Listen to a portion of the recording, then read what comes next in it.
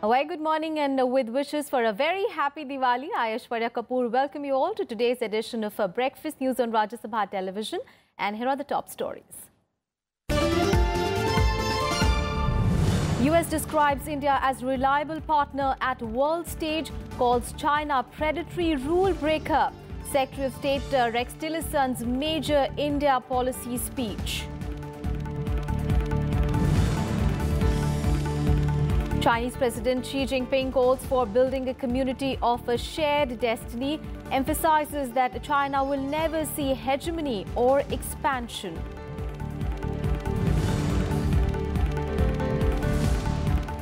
French Parliament adopts new anti-terrorism bill to replace a soon-to-expire state of emergency. Authorities get powers to search homes, restrict movement and close places of worship.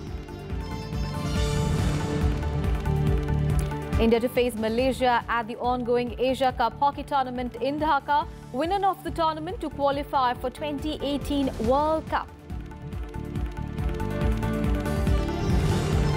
And the Festival of Lights Diwali is being celebrated across the country and everywhere in the world.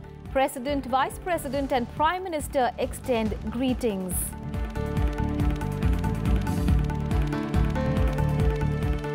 Our top story this morning, the United States has described India as a reliable partner at the world stage while terming China as a predatory rule breaker. The statements were made by US Secretary of State Rex Tillerson in a major India policy speech, the first by the Trump administration. The speech made an unflattering comparison between ways India and China have progressed over the past 2 decades and sent a strong signal to side with China amidst China's provocative actions in the region. Tillerson rebuked China for subverting the global order, undermining the sovereignty of its neighbors, and for being an irresponsible international actor prone to predatory economic policies. Now, asserting that in this period of uncertainty and angst, Tillerson said that India and US are partners with their shared values and vision for global stability, peace and prosperity. He added that India and the United States can be the voice that the world needs them to be, standing firm in defense of rules-based order. Tillerson's speech comes as he is to visit South Asia next week, including India and Pakistan. It also comes less than a month before US President Donald Trump is due to make his first state visit to China. China's provocative actions in the South China Sea directly challenge the international law and norms that the United States and India both stand for. The United States seeks constructive relations with China, but we will not shrink from China's challenges to the rules-based order, and where China subverts the sovereignty of neighboring countries and disadvantages the U.S. and our friends. In this period of uncertainty and somewhat angst, India needs a reliable partner on the world stage. I want to make clear, with our shared values and vision for global stability, peace, and prosperity, the United States is that partner. Meanwhile, American ambassador at the United Nations, Nikki Haley, has said that Russia and China do not want any change in the Security Council. She said that while US is fully behind India on this issue, none of the Security Council members want any dilution of their powers and privileges. Nikki Haley said that India should increase its efforts to garner support of member nations on this issue. Addressing an event organized by the US-India Friendship Council in Washington, D.C., American Ambassador Nikki Haley said, while the US was on board for a permanent Security Council seat for India, China and Russia are not inclined for any change. She said that if India wants to lead the process of Security Council forward, it shouldn't touch the issue of veto. Haley said, and I quote, "This reform of the UN Security Council is much more about the veto. The permanent 5 members of the Security Council have the ability to veto. Russia, China, UK, US and France, and none of them want to give that up.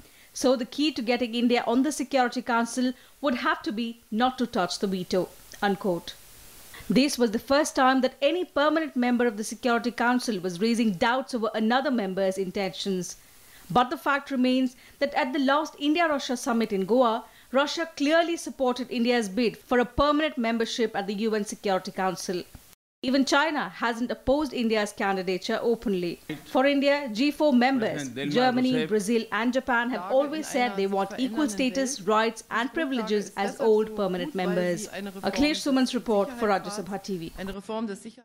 On to the other top international story. The French Parliament on Wednesday adopted a tough new anti-terrorism bill, replacing the soon-to-expire 2 years state of emergency. The new bill that was passed by the Senate on Wednesday gives authorities vastly expanded powers to search homes, restrict movement and close places of worship. The lower house, National Assembly, overwhelmingly approved the bill last week. The bill makes permanent some of the exceptional measures contained in the state of emergency imposed after the November 2015 Paris attacks. The emergency laws expire on 1st of November after being extended 6 times. The bill was approved despite campaigners warning a threat to civil liberties. In a major speech on security, President Emmanuel Macron said that the bill would allow the authorities to combat terrorism without abandoning our values and principles. Remember, France has been hit by a series of attacks since 2015 by known or suspected Islamic terrorists that have left 241 people dead. News from Afghanistan, and the death toll in 2 suicide and gun attacks on Afghan security forces has risen to 80, with nearly 300 others wounded in the bloodiest day in the country in almost 5 months. It was a coordinated attack on the police in the southeast of the Gardes in Paktia province. The Taliban has claimed responsibility for the deadlier of the 2 attacks. At least 60 people were killed in the blasts and ensuring a battle that lasted around 5 hours. Some 236 people were also wounded in the assault. Hospital officials are calling for blood donations. A separate ambush blamed on the Taliban in the neighboring province of Ghazni also killed 20 people, including 15 security officials and 5 civilians, with 10 wounded. The attack began when 2 suicide bombers driving an explosives-laden truck and a Humvee blew themselves up near the training center, which is close to the Paktia police headquarters. Now, the attacks are the latest in a series of assaults on the security installations, including one on a military hospital in Kabul in March, which may have killed up to 100 people, and a devastating attack on a base in Mazar-e-Sharif, which left 144 people dead. And Pakistan has arrested 25 Indian fishermen this week for allegedly fishing in the country's territorial waters. The Maritime Security Force made the arrest in the past 4 days and also seized the fishermen's 4 boats. The Indian fishermen were fishing allegedly illegally in the Arabian Sea in the Pakistan's coastal area. Around 14 of the arrested fishermen had already been sent to central jail on judicial remand by a magistrate, while others were in the custody of the police. The latest arrests bring the number of Indian fishermen arrested by the MSA this year to around 350. Hundreds of Indian fishermen languish in jails in Karachi, despite the Pakistan government releasing them in batches from time to time as a goodwill gesture. And China's biggest political event, the Communist Party Congress, began on Wednesday at Beijing. The opening session of CPC's 19th Congress, President Xi Jinping assured its neighbors that China is ready to resolve its disputes through dialogue. She also spoke about his plans to make the 2.3 million strong PLA, the world's largest military, into a world-class force. The week-long meeting will also amend the party's constitution. Referring to the Doklam standoff, President Xi Jinping on Wednesday assured India that China was ready to resolve disputes through dialogue, but not at the expense of Beijing's strategic interests. He also tried to justify China's Belt and Road Initiative by saying it is not encroaching upon India's national sovereignty as far as Jammu and Kashmir is concerned. Xi was speaking at the opening session of the 19th National Congress of the Communist Party of China at the Great Hall of the People in Beijing. His speech focused mostly on rebuilding the ruling CPC, keeping its socialist structure intact. 中国坚定奉行独立自主的和平外交政策，尊重各国人民自主选择发展道路的权利，维护国际公平正义，反对把自己的意志强加于人，反对干涉别国内政，反对以强凌弱。中国绝不会以牺牲别国利益为代价来发展自己，也绝不放弃自己的正当权益。任何人不要幻想让中国吞下损害自身利益的苦果。 Listing China's recent achievements in his 3-hour speech, Jinping said the country has entered a new era where it should take center stage in the world. Xi, who's the General Secretary of the CPC, also vowed to make the People's Liberation Army a world-class military by the mid-21st century. He also pledged to make a sweeping victory in its fight against corruption to escape the historical cycle of rise and fall. 我国社会主要矛盾已经转化为人民日益增长的美好生活需要和不平衡、不充分的发展之间的矛盾。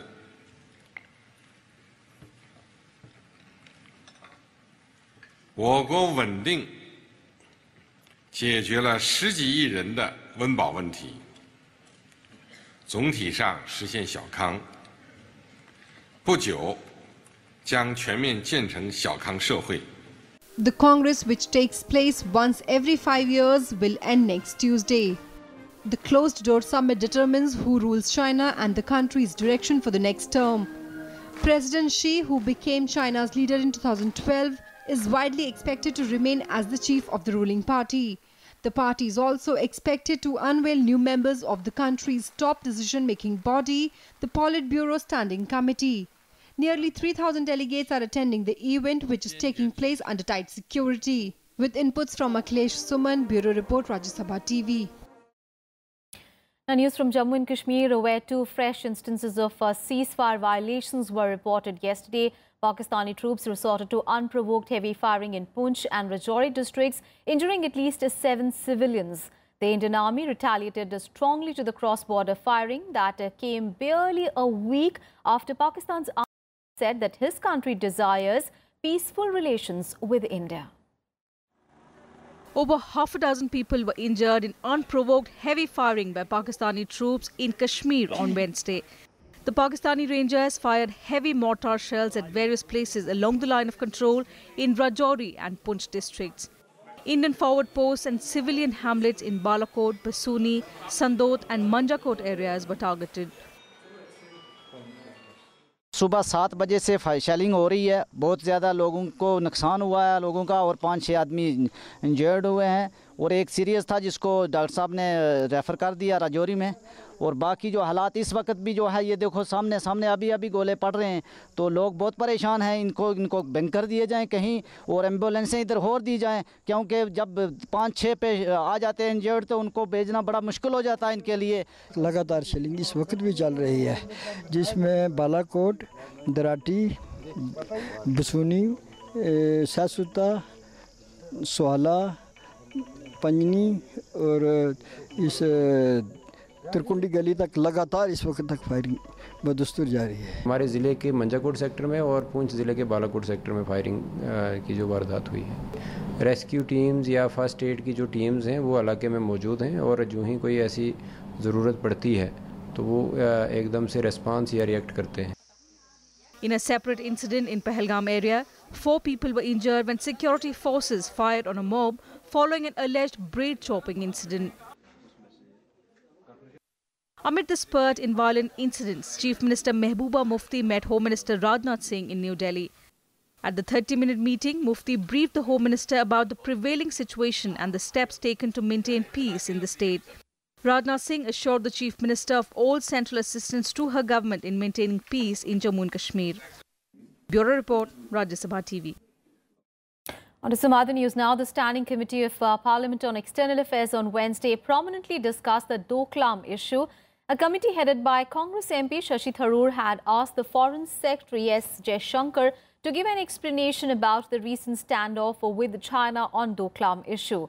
During the meeting, which went on for almost 1.5 hours, the Foreign Secretary answered the questions of the members of the committee, considering the sensitivity related to the redeployment of troops by the Chinese side and the road construction in the Doklam sector. Tharoor said that the committee decided to take up this matter during the meeting. Congress Vice President And committee member Rahul Gandhi also questioned Foreign Secretary many times. Apart from China, the role of Bhutan was also discussed in the meeting. Now, including the chairman, there were 6 MPs present in the committee meeting. Vice President M. Venkaiah Naidu has greeted the jawans of the Indo-Tibetan Border Police Force in his residence in New Delhi on the occasion of Deepavali. The Vice President and his wife Bhusha Naidu also distributed sweets among the jawans. Prime Minister Narendra Modi has asked officers to adopt innovative ways to break the laws for speeding up various processes of governance. Interacting with the directors and deputy secretaries working in various departments and ministries, the Prime Minister said that silos are facing bottlenecks in the functioning of central government. He also asked them to create teams to achieve better results. The Prime Minister exhorted them to work with full dedication towards creation of a new India by 2022. The Prime Minister also interacted with these officials in 4 separate groups on various days this month and discussed several issues including governance, corruption, health, education, Swachh Bharat, culture, communication and tourism. The last of these interactions was held yesterday.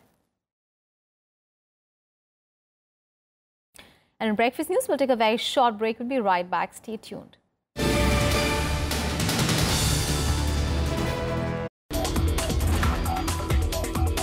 Cashew nut, what we call otherwise a kaju, is exported by India even today and consumed within the country also substantially.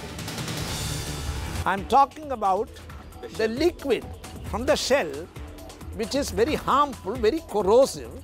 If you're not careful, it will blind you. The use of cashew nut shell liquid to print microelectronic circuits has given me immense joy.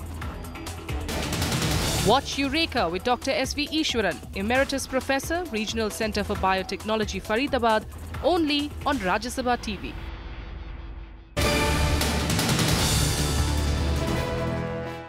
Thanks for staying with us. Now, the BJP and the Congress have announced their first list of candidates for the upcoming assembly elections in Himachal Pradesh on 9th of November. Former Chief Minister Prem Kumar Dhumal and Himachal Pradesh BJP Chief Satpal Singh Satti are among the party candidates announced by the party. The list of candidates for all the 68 seats were announced. Now, Dhumal, a 2-time Chief Minister, will contest from Sujanpur instead of Hamirpur, which he represents in the outgoing assembly. The BJP has not, however, named its chief ministerial candidate. The party has dropped from its list 4 sitting MLAs. Meanwhile, in the first list of 59 candidates for the Congress party, Chief Minister Veerbhadra Singh has been fielded from the Arki constituency in Solan district. Nominees for the remaining 9 seats, including Shimla Rural, would be announced later. Arki in Solan district was won by the BJP in the previous 2 assembly polls. The State Congress Chief Sukhwinder Singh Sukhu has been fielded from the Nadon seat. The Chief Minister's son Vikram Aditya's name, however, did not figure in the first list. The Congress has fielded all its senior state leaders for this election. And now an update on the Bofors scandal, and the CBI has said that it would look into the facts and circumstances of the Bofors scam mentioned by private detective Michael Hirschman. Now, Hirschman has alleged that the Rajiv Gandhi-led Congress government had sabotaged its investigation. Hirschman is the president of the US-based private detective firm Fairfax.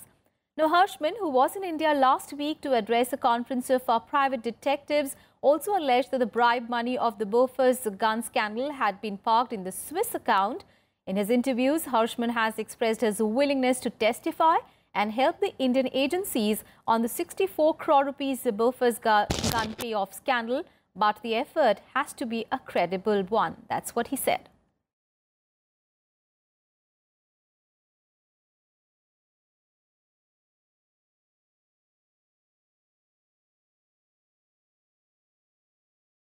The agency has learnt of the matter pertaining to Bofors aired on a certain TV channel containing the interview of Mr. Michael Hirschman.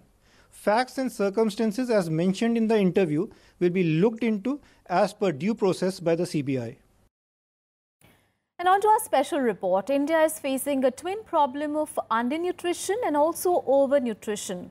Now, both these cases are swelling the total number of cases of non-communicable diseases in the country. India also has the second highest number of obese children in the world after China, while the country is also home to 97 million of the world's moderately or severely underweight children and adolescents. Here is a report. Notorious for malnutrition, India is now also the land of obesity. A country that had 0.4 million obese men, or 1.3% of the global obese population in 1975. India in 2014 reached 5th position globally with 9.8 million obese men, or 3.7% of the global population. Among women, India has jumped to the 3rd rank with 20 million obese women.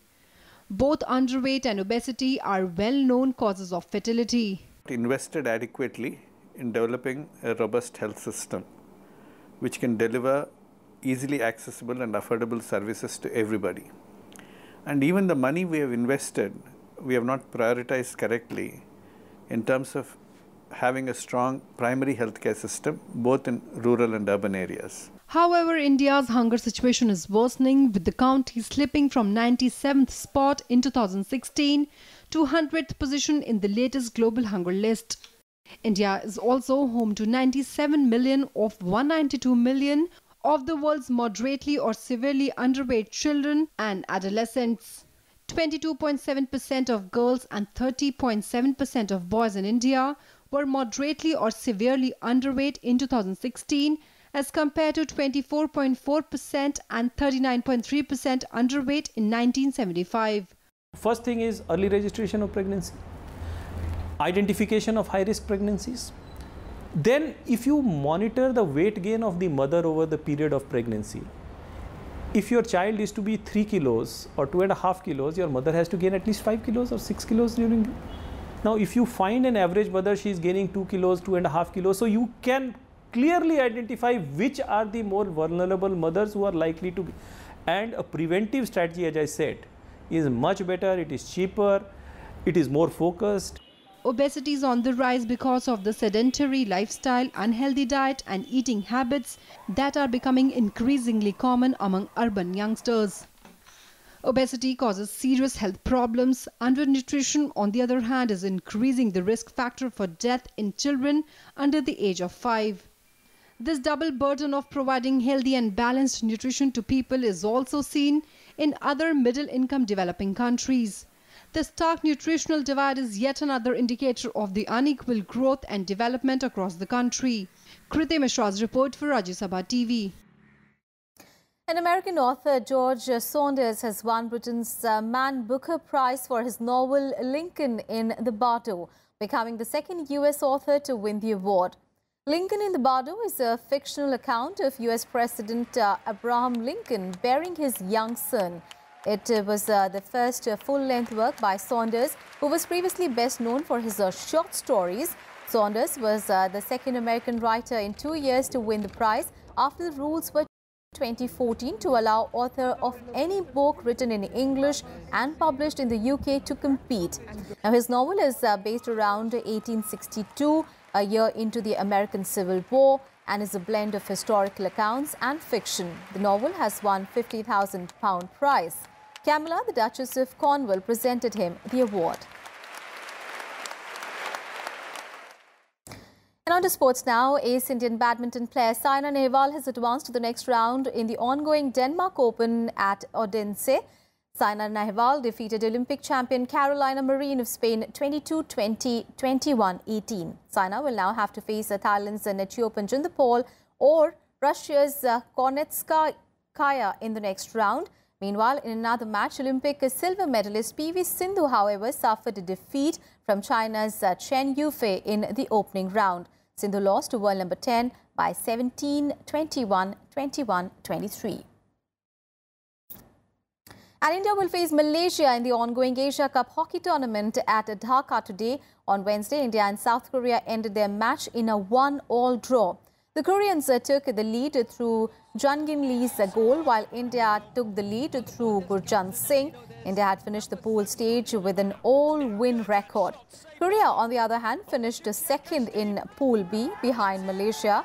The final will be held on 22nd of October, and the winner of the tournament will qualify for the 2018 World Cup in India.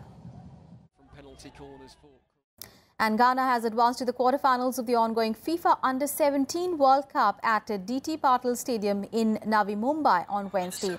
Ghana defeated Niger by 2-0 in the penultimate round of 16 fixture. Two-time FIFA Under-17 World Cup champion are strong title contenders in the present edition.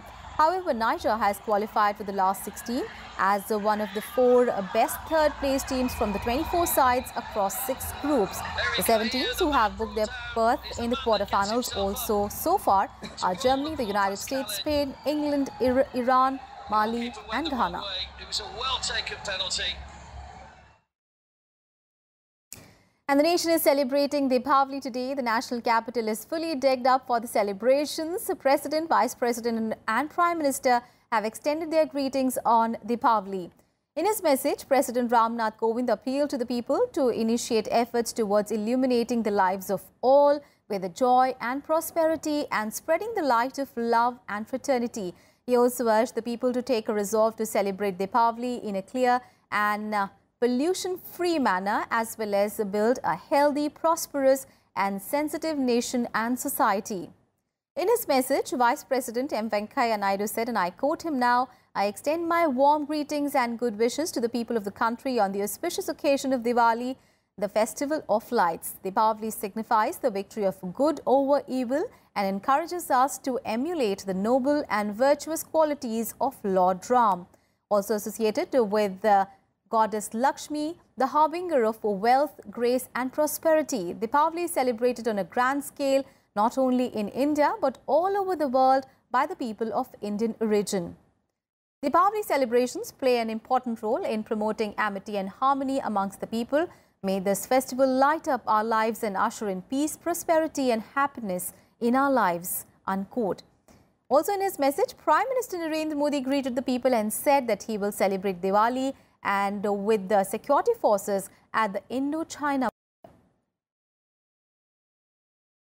And as the nation is celebrating Deepavali, the festival of lights, people in large numbers are also thronging to shops to buy candles, lamps and gifts. A team of volunteers lit 1,87,213 earthen lamps in Ayodhya city on Wednesday, a day ahead of Diwali.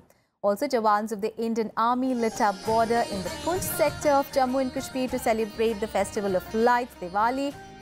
Remember, Diwali, to celebrate it with a great fervour and gaiety across India, marks the return of Lord Ram, the king of Ayodhya, after his victory over demon king Ravan in Lanka, as well as the culmination of his 14-year-long exile.